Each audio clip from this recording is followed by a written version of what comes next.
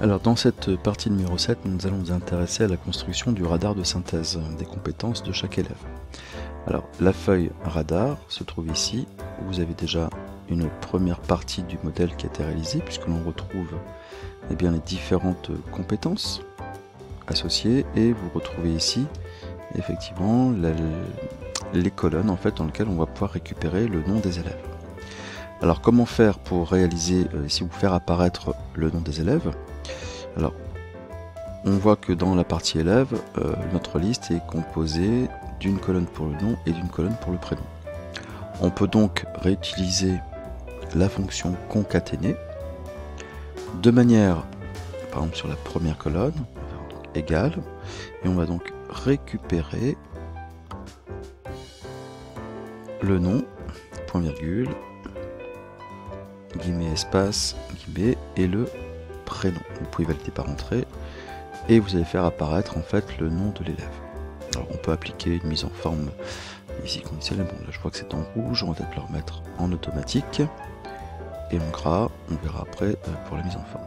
Par contre pour la cellule suivante, vous êtes obligé à nouveau de faire égal et d'aller rechercher, donc ici là, avec la fonction concaténer, la cellule qui porte sur le nom, on ajoute un espace, et la cellule qui porte sur le prénom.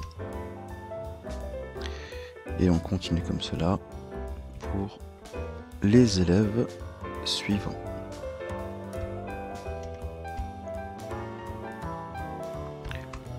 Voilà, donc on a fait le quatrième. Alors on va appliquer un retour à la ligne pour savoir où on se trouve. Égal concaténer. On va donc chercher maintenant cet élève là. On appuie sur entrée, et enfin le dernier, donc qui sera celui-ci. On rajoute toujours un espace entre les deux cellules afin d'avoir donc de ne pas avoir le nom et le prénom qui soient accolés. Alors on va donc sélectionner maintenant nos éléments.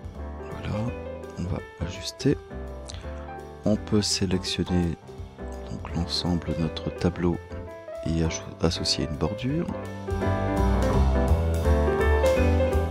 Voilà, bon, ici je me suis trompé, c'est pas grave.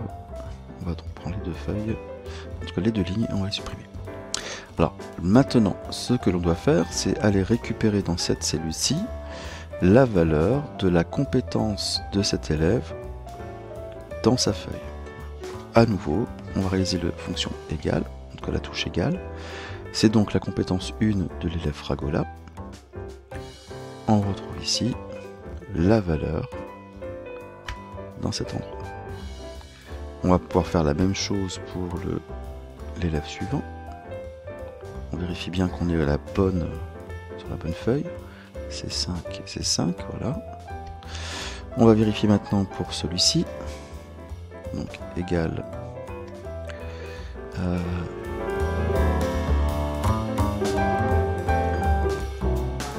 Voilà. J'étais donc à celui-ci. Donc maintenant Platel. Je vérifie bien. Voilà. Et enfin le dernier.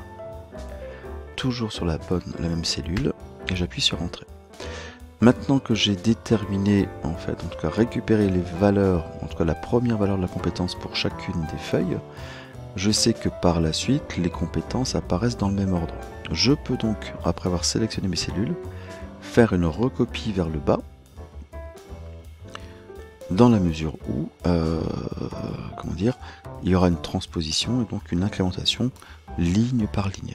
Donc mon tableau ici est réalisé et je viens de récupérer automatiquement l'ensemble des informations qui correspondent à mes élèves. Je peux, si je le souhaite, appliquer une mise en forme conditionnelle comme on a pu l'utiliser dans le modèle. Alors pour cela, il me suffit par exemple de cliquer sur le modèle, d'aller sélectionner une des cellules sur laquelle j'avais fait donc appliquer la mise en forme conditionnelle tout à l'heure. J'utilise donc le bouton recopie de la mise en forme. Je vais cliquer sur le radar et je vais maintenant sélectionner mes cellules.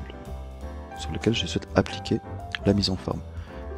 Donc automatiquement, je me retrouve avec ici donc une mise en forme réalisée.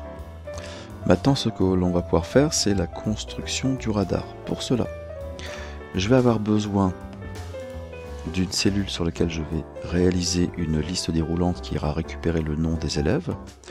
Et ensuite, j'utiliserai une formule pour faire apparaître automatiquement la valeur de la compétence de l'élève qui aura été sélectionné.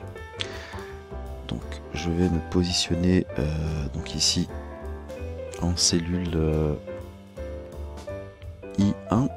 Je vais donc l'appeler élève. Ici, je vais donc saisir une liste déroulante. Pour cela, je vais cliquer sur Données, bouton Validation de données.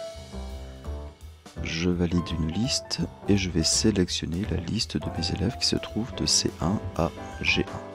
Je clique sur OK et j'ai donc le nom de l'élève qui apparaît. Je peux donc sélectionner l'élève que je souhaite. En dessous, je vais donc récupérer simplement les en-têtes des compétences qui m'intéressent. Copier. Je vais donc faire un clic droit, simple coller. Et ici, je souhaite faire apparaître la fonction, en tout cas la valeur de la compétence 1 pour l'élève qui est sélectionné ici. Donc par exemple, si c'est Fragola, je vais donc récupérer la valeur 1. Si c'est Caden, ce sera 3, etc. etc. Alors comment réaliser ce travail? Dans un premier temps, je vais d'abord sélectionner les cellules sur lesquelles je souhaite appliquer cette formule. Ayant sélectionné l'ensemble des cellules, je vais donc pouvoir insérer la formule qui s'appelle recherche X. J'ouvre la parenthèse. Le premier argument que je dois saisir correspond à la référence de la cellule qui contient le nom que je recherche. Je mets un point-virgule pour séparer. Je positionne ensuite la plage de cellules où je vais pouvoir trouver cette valeur et celle correspond donc au nom des élèves. J'appuie sur un point-virgule et ensuite le tableau renvoyé va correspondre à l'ensemble des lignes et des colonnes, donc le tableau des données de mes élèves pour les compétences. Je sélectionne l'entièreté. Je rajoute un point-virgule. Je dois ensuite saisir la valeur si je ne trouve pas. On va mettre simplement une valeur vide avec deux guillemets. Je mets un point-virgule. La fonction me demande si je souhaite une correspondance exacte ou une correspondance approchante. On va demander une correspondance exacte puisque on veut exactement la valeur de la compétence pour l'élève sélectionné. Je vais donc mettre 0. Je mets un point-virgule. Et enfin, je vais choisir ici le format de recherche du premier au dernier, donc de la première ligne à la dernière ligne. En tout cas ici, de la première colonne, en tout cas de la colonne C jusqu'à la colonne G. Je mets 1, je ferme la parenthèse. En appuyant sur Entrée, j'ai automatiquement les valeurs donc ici qui ont été reportées. En testant, Fragola, il a bien 1, puis 3, puis 2, puis 1 qui correspondent bien en fait ici aux compétences. Je peux mettre en forme les résultats de manière à faire apparaître automatiquement les éléments. Je peux donc ici faire un tri, voilà, en tout cas faire une mise en forme, faire une bordure, et donc si je teste avec un autre élève, Platel par exemple, automatiquement je vais avoir ces valeurs qui vont apparaître. Donc si on résume, le premier tableau permet de répertorier l'ensemble des valeurs sous la forme d'une synthèse par rapport aux différentes feuilles. Ce tableau qui est ici permettra de construire le radar qui sera représenté sur la droite. Comme je souhaite représenter le profil de compétences de mon élève par rapport à une position moyenne, je vais rajouter une colonne qui s'appellera moyenne sur laquelle je vais rajouter la valeur 2, puisque entre 0 et 4, la valeur moyenne c'est 2. Pour recopier vers le bas, j'ai double-cliqué sur la partie inférieure droite de la cellule où j'avais saisi 2, et il m'a automatiquement, donc ici Excel m'a automatiquement recopié vers le bas jusqu'à la dernière ligne, la valeur numéro 2. Je peux faire une mise en forme avec une bordure. Je peux choisir ici un alignement horizontal et vertical. Idem pour ici. Le travail étant fait, je peux maintenant construire le radar. Alors pour cela, je vais sélectionner donc ici l'ensemble du tableau qui me concerne, donc avec la touche CTRL A, ou plutôt l'entièreté du tableau, voilà ici, j'ai sélectionné mon tableau. Je vais insérer un graphique de type radar, donc que je retrouve, alors, graphique recommandé, tous les graphiques. J'ai la fonction radar qui est ici, et je peux choisir un radar, par exemple celui-ci. Je clique sur OK. Mon radar apparaît donc à cet endroit-ci. Je peux supprimer le graphique qui ne m'intéresse pas, enfin le titre pardon qui ne m'intéresse pas. Je peux supprimer la légende qui ne m'intéresse pas. Et ensuite je peux choisir éventuellement un format spécifique d'affichage. Alors par exemple celui-ci peut m'intéresser dans la mesure où je vois à la fois la version, en tout cas la couleur de la moyenne et le profil de mon étudiant, de mon élève. Je peux ensuite effectivement le personnaliser quelque peu. Ici, j'ai fait cet élément là, donc là je m'arrête là pour l'instant. Si je souhaite changer la couleur, donc ici, vous voyez, j'ai sélectionné donc la première série. Je peux choisir un remplissage, par exemple gris, et puis ensuite je peux choisir dans les couleurs. Alors, hop, j'étais ici. Je peux après modifier par exemple, échanger la transparence, etc., etc. Donc pour cela, vous allez dans le format de la zone de graphique, dans le remplissage, dans la bordure, on retrouve une transparence, voilà, que vous pouvez donc ici, il faut peut-être que je le sélectionne, une transparence que je peux sélectionner. Lorsque mon travail est fait, bon, si ça ne me plaît pas, je peux revenir à l'origine, c'est pas un souci. Lorsque votre graphique a été réalisé, on va pouvoir ajouter maintenant le nom de l'élève. Pour cela, vous cliquez sur le bouton insertion, zone de texte, et vous cliquez dans l'espace du graphique.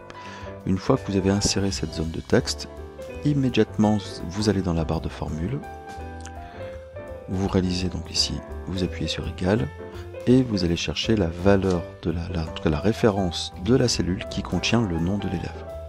Vous appuyez sur entrée directement, et vous voyez que votre zone en fait de texte a récupéré le nom de l'élève. Si vous changez la valeur, en tout cas si vous sélectionnez le nom de l'élève, automatiquement sur le graphique, le nom de l'élève change, et bien sûr le profil sera également modifié. Ma feuille de radar est donc terminée, il ne me reste plus que la partie 8 à réaliser concernant la mise en forme de la feuille d'accueil comportant la liste des élèves.